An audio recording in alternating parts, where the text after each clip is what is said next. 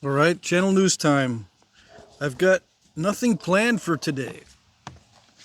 It's already Friday, and if I start writing my notes, by the time I'm done, it'll be too dark. With daylight savings time, quote unquote, it's getting darker earlier. It might rain too. Might rain today and tomorrow, I suppose. I do have notes that I did write. Um, let's see, but I'm not gonna go off my notes. Today's soup is tomato soup with balsamic vinegar. Yeah, the balsamic vinegar really adds that little extra punch to it. That's pretty good. And tomato bouillon. I have to get some other stuff. Yeah. All right, so what am I going to talk about today? I do have things that I'm going to be napping this week to make up for stuff that I've told people that I'm going to make to replace items that they were not able to bid on in some of the previous auctions, or they were not able to win, but they did bid on them, but things got messy. I do have to finish those first before I go on to other projects. And they will be done this week. Okay. So I've got some bifaces to do. I've got a couple of points. Yeah. Mainly Clovis. All right. I have a bunch of notes, but in the process of writing my notes for the news, I also write other notes just for my general use, and so I don't forget what I observed during that week. And sometimes with conversations with AI, I'll jot down some notes. Uh, X Twitter is getting better with its AI. You can copy paste a lot easier now. The conversations with Grok. So now I'm mostly copying and pasting, but I find that I don't look at my notes on my phone very well. I don't see any trouble with the video quality, but at any time it could start becoming shaky. All right, so if that happens, I'll turn the video off, turn it back on. I'll work with what I've got, and I'll make doo-doo with what I've got for the time being until I get a new phone. Okay? Let's see. So if I'm looking down here and it starts to do weird things, and I look back and it's gone, now you know why it might be doing weird things. It seems to be behaving. Seems to be behaving.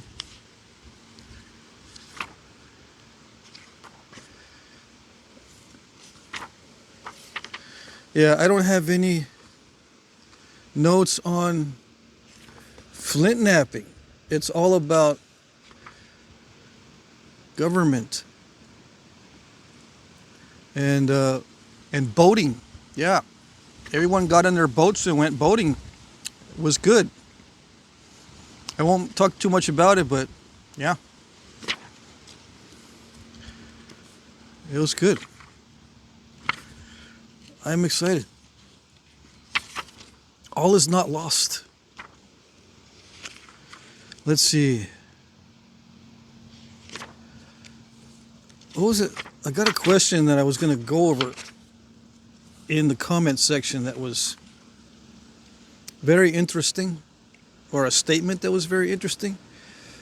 People are suggesting bow woods. You can use this bow wood and you can use that bow wood. It was something related to bows, but I can't remember. Anyway, okay. As far as bows go, almost any wood can be used for a bow. It just depends on the design. Okay? There are designs, especially with the flat bows, that you can modify and tweak for any type of wood. Any type of wood will work for a bow, with some exceptions. The exceptions are mostly softwoods and very weak woods. But you can make a bow out of weak wood. It depends on how strong you want it, though, right? You can make a 40-pound bow out of almost anything. But if once you get past 40 pounds and up over maybe 60 pounds, it gets a little bit more difficult to make a good bow that's, narrow, not too wide, and not too clumsy and clunky. Once you get up past 60 pounds, it gets more difficult.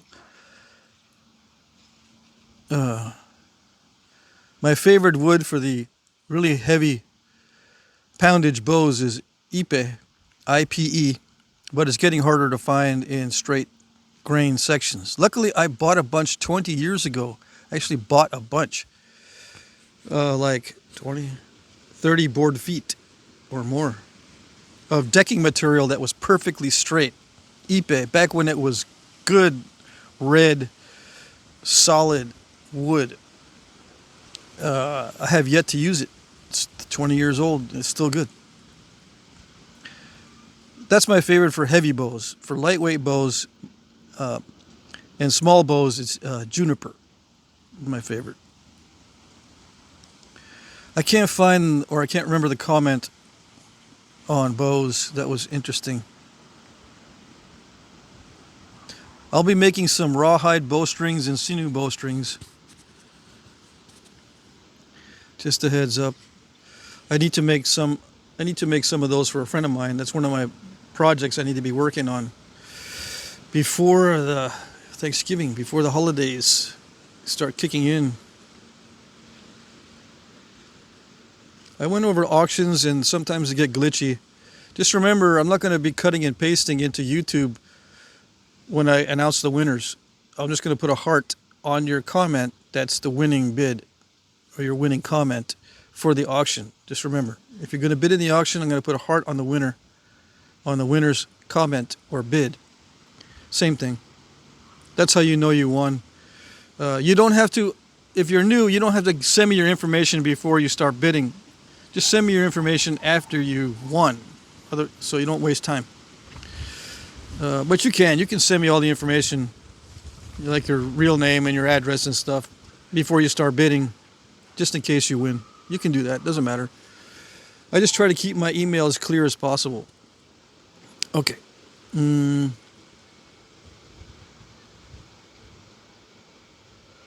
I've got stuff in here I should have crossed out from last time that I talked about my notes. I usually cross them out so I don't reread them over and over and over again while I'm skimming through trying to find something to talk about. The subject of bows is almost never ending. People could talk about bows for days. I haven't gotten into that on my channel. But yeah, I could talk about bows for days. Bows and arrows, not just flint knap points. I only have one flint knap point for the auction this week so far, and it's already Friday. Usually I have 2 or 3 by now. Although I have like 6 bifaces ready. Yeah. Plus there's like 4 more that are partial bifaces. I've got to do some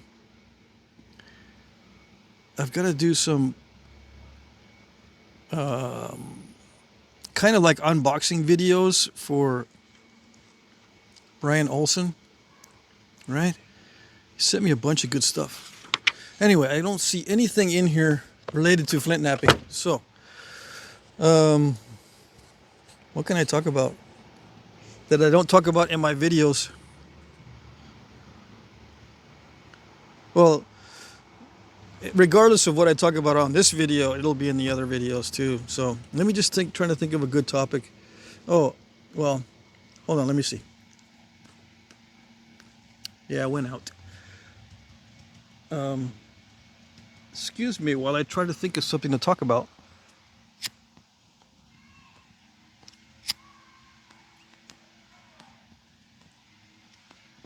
I'm not monetizing this video, so I can puff on this all I want.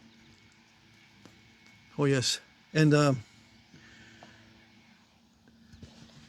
I try not to smoke too much of that. Yeah, tobacco is irritating, but it turns out it's not as irritating as some of the other stuff I was trying out. Some of the stuff we can find back here.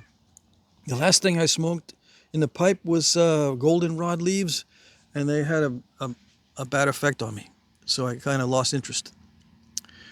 So I'm going to switch over to do the inner bark stuff for the smoking, for the herbal stuff.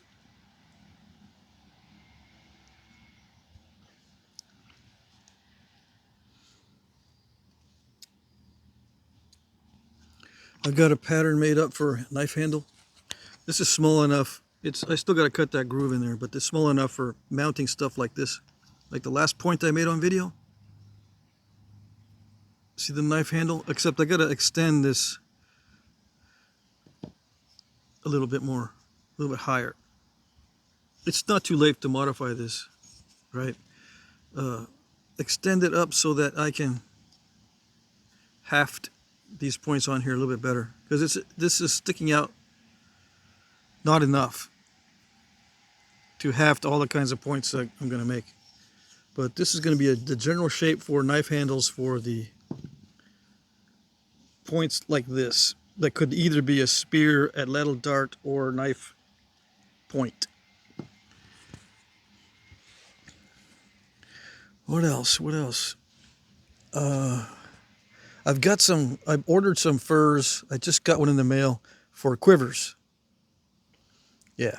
My favorite fur or pelt to use for quivers is coyote. It's cheap and it's long. And it's not that wide. I have, cut sections out and then sewn them back together to make a narrow coyote quiver. And I'm going to do that probably maybe not for the one I have now. See, if you buy a medium-sized coyote, it's good for a quiver. The large ones are kind of wide. When I make a bow and arrow quiver set, because there are quivers for bows too, I usually don't use a hair-on hide for the bow. It's just a regular buckskin bow cover or quiver, and I attach that to the arrow quiver. But I probably should make a quiver set that has complete fur. Right? It's just it's a lot more expensive. Anyways, I got those. Let me see. I'll be doing a lot more glass and obsidian, so you guys that are into chert and flint, you may be feeling left out, because I'm going to be doing a lot more glass and obsidian. Probably 75% glass and obsidian and 25% chert and flint in the next few months. Okay? You might be feeling left out. Oh well.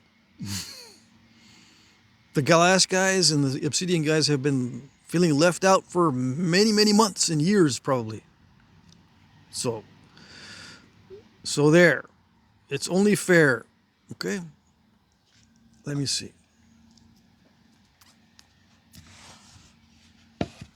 Oh yeah.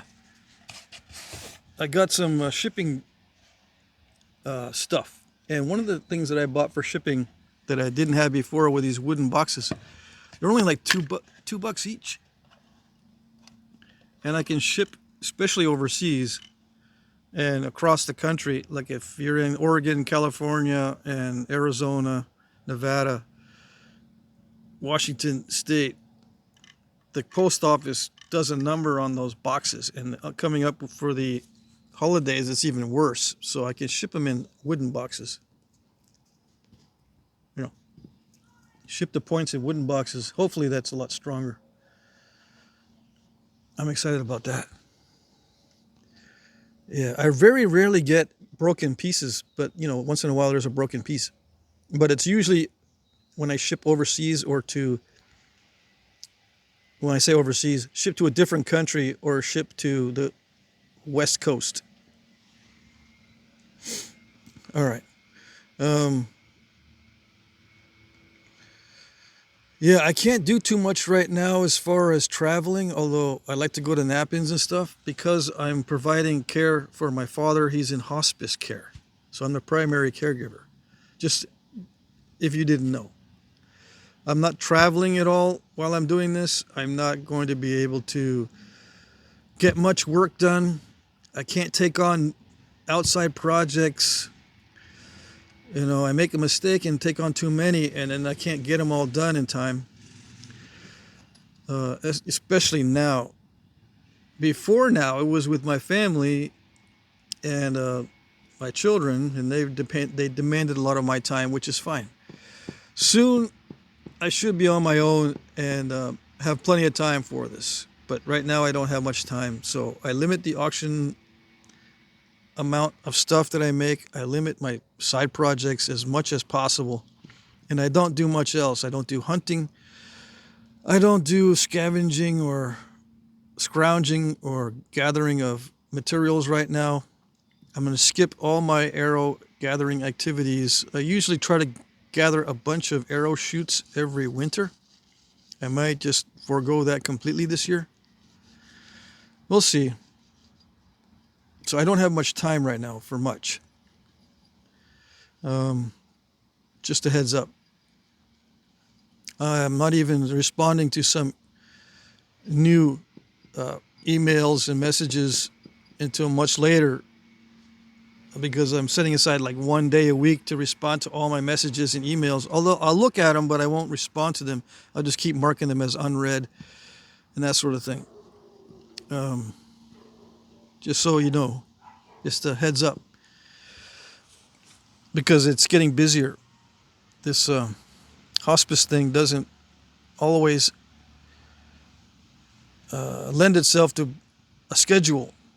Okay, sometimes I can do a lot, sometimes I can't do anything because it varies. All right. What else? I'm just chugging along, working with as much of the cool napping material as possible. I'll try to get more into the exotic stones. I have some, but they're small pieces. I'll get more into the exotic glass, like fiber optic glass and other things people have been mentioning. I think I have some of that stuff. Different colors of glass. Mike Tufts has sent me a lot of different stuff, among other people, as far as glass goes, different colors. One of the things I've been wanting to nap for months now is the milk glass, the white glass, because it resembles white flint or chert. You can make a convincing replica of a real point with some milk glass, like an AG point that looks like it's made of novaculite, for example. What else?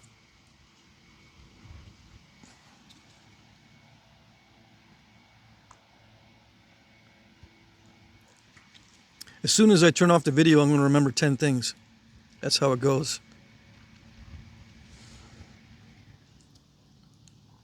It is getting colder. It doesn't interfere too much with my flint napping when it gets really cold, but it does interfere with my side projects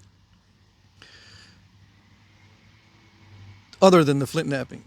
I got it on my shop back there. It's set up specifically for flint napping and everything that's surrounding it and supporting flint napping, so that's not a problem. It's just the other stuff that is a problem in winter. In summer, it's not a problem, but I was very busy. I'm new to this hospice thing. What else?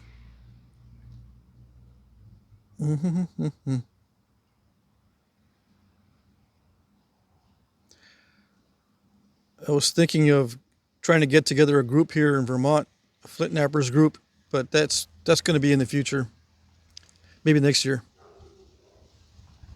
There's actually a guy, a Flint Napper, that's just down the street from me, but he's an obsidian napper. I haven't met him yet, but I've been told by 3 different people that there's a guy here that does the obsidian napping.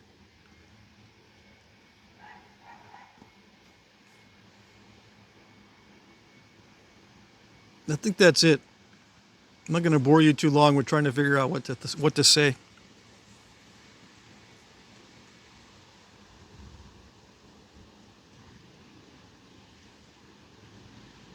Yeah, too much dead air, and people change the channel. Anyway, I've been trying to take advantage of just sitting around in this weather because I like being outside in the fall. You can see the neighbors up there now. I put on some weight in the last few months. Yeah, not good. And the Halloween didn't help either. I ate not all the, but I ate a lot of Reese's Pieces. It sounds so funny. Anyways, okay, I'll yap in the next video when I remember what I was going to talk about. All right, so that's it for now. We'll see you in the next video.